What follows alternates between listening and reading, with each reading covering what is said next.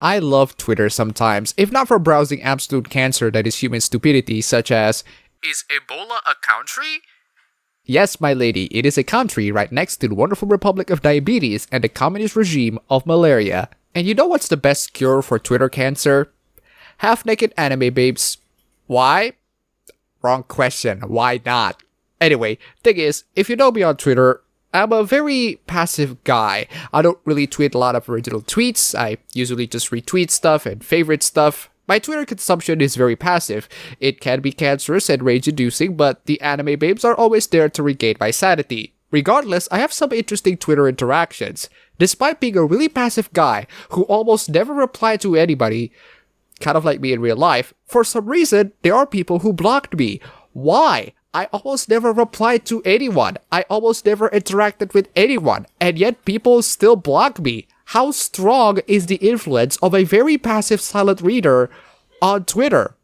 Apparently strong enough for people to block me, and I have 3 hilarious instances of that. The first one, and the most hilarious case, was Matt Myers, who talked shit at me on Twitter, but at the same time, blocked me on Twitter. Despite having zero interaction with this person in the past, other than calling him out for having a stupid opinion in one video, a video that I didn't even send a link to him, he blocked me for...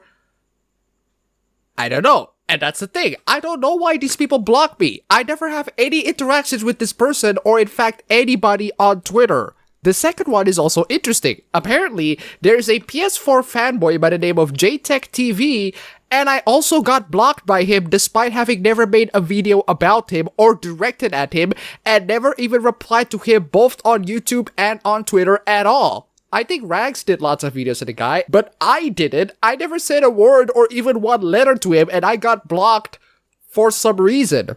The final one is the one I'm gonna make a video now. This person blocked me all the way to September 2016, and to this day, I still couldn't figure out the reason why. And the person is none other than Steve Shives. Seriously, if you have a Twitter account, go to this account right here on the screen, and if you are blocked, put in hashtag blocked by Steve in the comments. Reply to me on Twitter with a screenshot showing that you're blocked if you have to. I did. I checked on his Twitter and I got blocked by Steve Shives. Now, Steve Shives is the kind of person who is on a rather harsh and relentless blockchain of some sort. This person's blockchain is so far, even PewDiePie got blocked. That's right, PewDiePie. I personally think it's because he followed such problematic people like Christina Hoff Sommers. This is how incredibly ridiculous the entire thing is, and I don't know why he would even do such a thing. Might as well make his Twitter account to be protected, or not even have Twitter at all. I mean, good lord, this is insane. And apparently this Steve Shives guy has a YouTube channel. Wait, what? Why do you have a YouTube channel when you don't even read people's feedback? So I browsed it a little bit on his channel, and apparently he has a couple of opinions. So let's check out some of the opinions that he has, shall we? Do all ideas deserve a fair hearing? Yes, Steve. Yes, all ideas deserve a fair hearing, including your ideas of how men are misogynistic and awful and terrible human beings on the virtue of being men. Yes, we will criticize your ideas. That is the risk of getting yourself open into the public, which I think that's the reason why you block people. You don't want to be in an open public and you want to be in an echo chamber. But Steve, on this channel, you are given a platform of where you can say your opinions. Sure, but what about ideas who have had their fair hearing and have been widely discredited and rejected? Yes, they do too. What, you think your ideas of how men are misogynistic and sexist and terrible human beings simply for being men aren't given a platform? Are you serious now? With the recent punching of white supremacist Richard Spencer and protesters shutting down scheduled appearances by racist, misogynist, professional internet troll Milo Yiannopoulos, I've heard many people arguing that the likes of Spencer and Yiannopoulos should be allowed to have their say, that their voices ought to be heard, so that if their claims are false or their rhetoric is harmful, we can respond in kind, with the truth, or with better ideas. Yes! Yes, Steve, they are allowed to say that the same way your horrible ideas about men are allowed to have your say, despite how many times they have been discredited and debunked by lots of other YouTubers. And yes, we are allowed to respond in kind. The people making these arguments are, for the most part, good, well-intentioned people. That sounds incredibly comforting. Many of them are just as disgusted by Yiannopoulos and Spencer as I am. Oh, you tell me, man. They're motivated by their dedication to free and open discourse. Yes, I don't claim to be an advocate for free speech. I just want to make sure that people get at least the basic idea of what it is.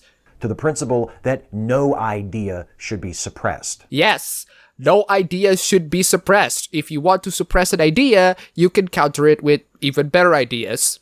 And in principle, that's a fine notion, particularly when we're talking about the role the government plays in regulating speech. Do we want the state stepping in and saying that there are certain things we just can't say, no matter how vile those things might be? No, I don't think most of us would want that. Okay, we are in agreement so far. But does that mean that every propagator of every theory and ideology is entitled to a platform and an audience? Yes. Yes, they are entitled into a platform, especially when their platforms are gained through fair and legal means. Jesus Christ, even the docs notice the bullshit.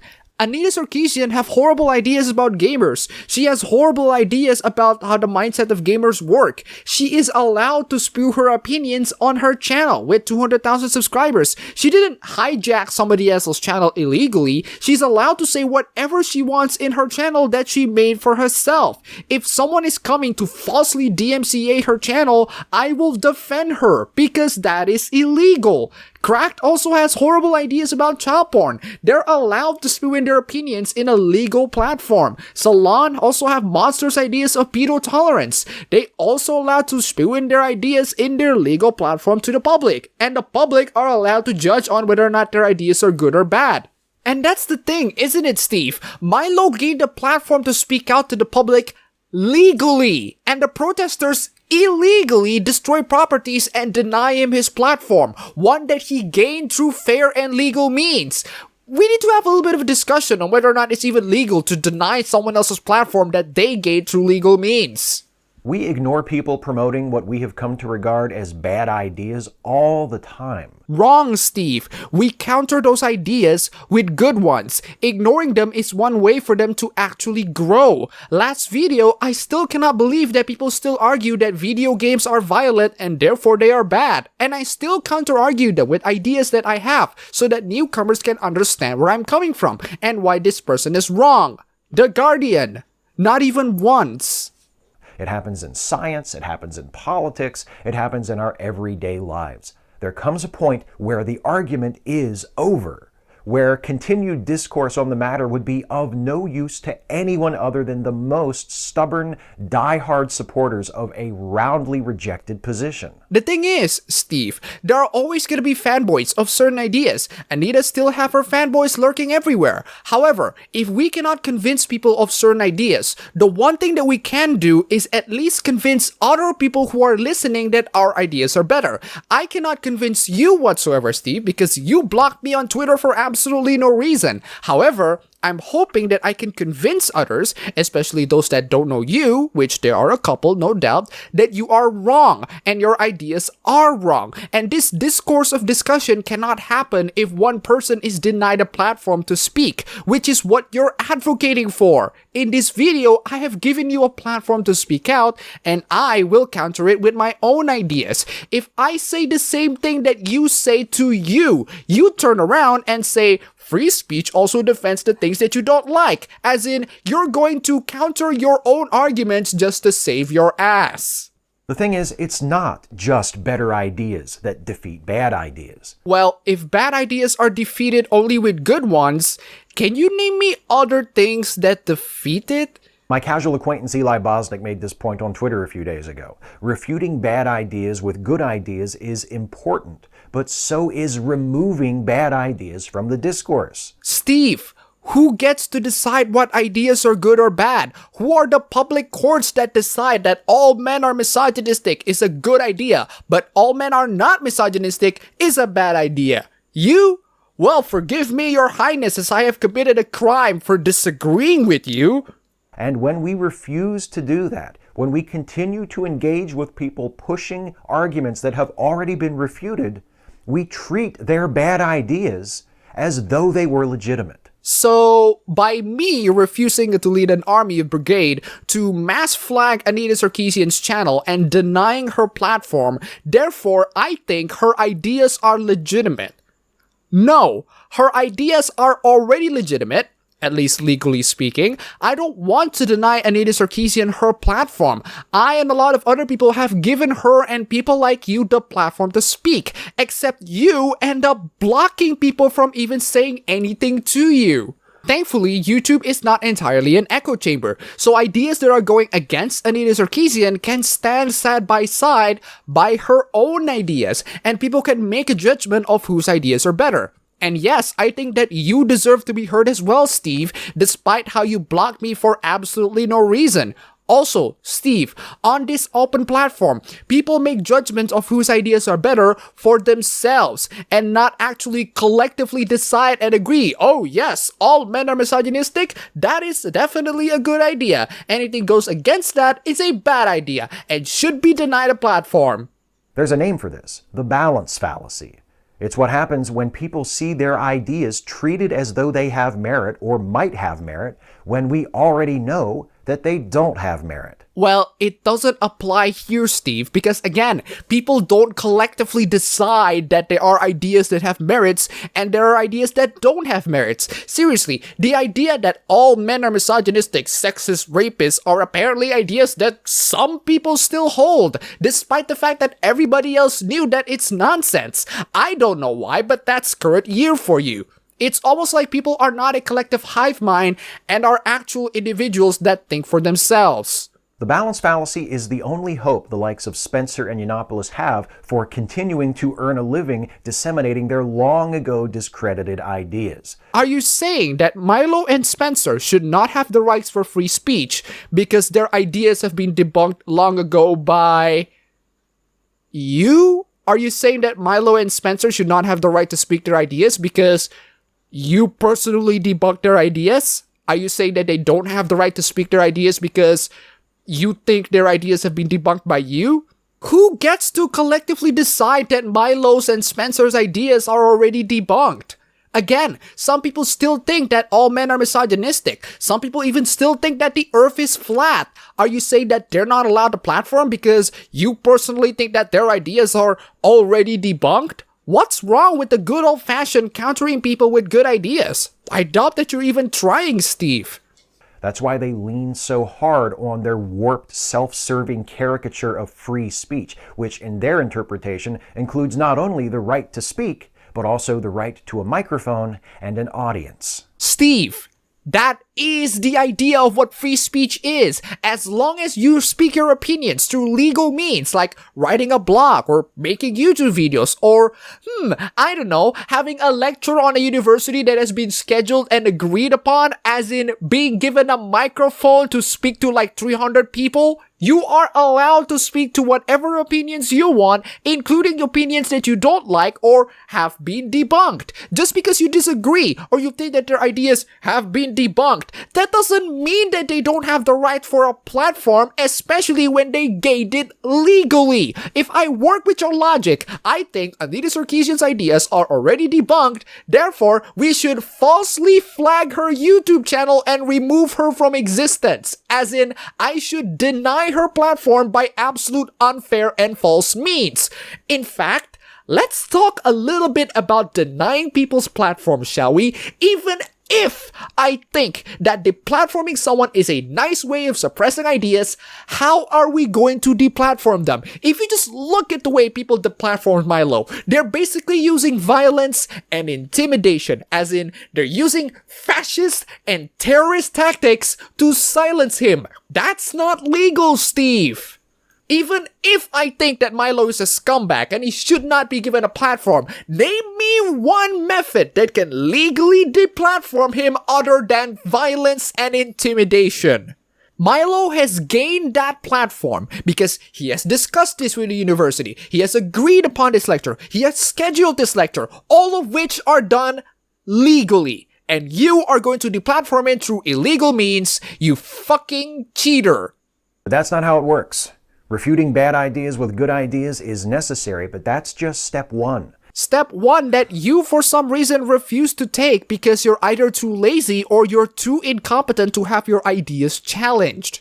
Step 2 is leaving behind the bad ideas and the people who continue to cling to them and demand our attention. Steve, if I work with the mindset that you have right now, that means that I personally think that you have terrible ideas that are already debunked, and therefore you shouldn't have the right for a channel or a platform. What if I think the same way you do, except I replace Milo and Spencer with you? You would turn around and counter your own arguments by saying that free speech also covers ideas that you don't like. As in, you would debunk your own arguments just to save your own ass.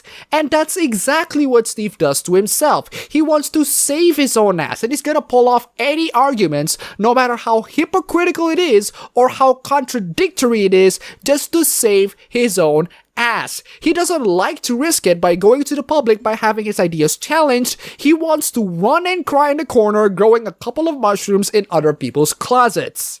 Come on, Senpai, would you please stop growing mushrooms in other people's closets? Thankfully, Steve, I'm not as horrendously uncaring or unsympathetic as you. I'm not going to infringe on your own right to your own channel. I'm not gonna infringe on people's right on going into your channel and clicking the subscribe button because they like your content. I'm not gonna send my subscribers to flag your channel because you have the right for it and you earned your channel. That's fine. I'm totally cool with your channel. But what if I say the same thing that you said in the past couple of minutes and I say it towards you? Think about that for a second, Steve. Do they have the right to continue to speak in support of their bad ideas? Sure they do. Do they have the right to a platform to better enable them to disseminate those ideas? Absolutely not. Wow, you made it so simple in one sentence.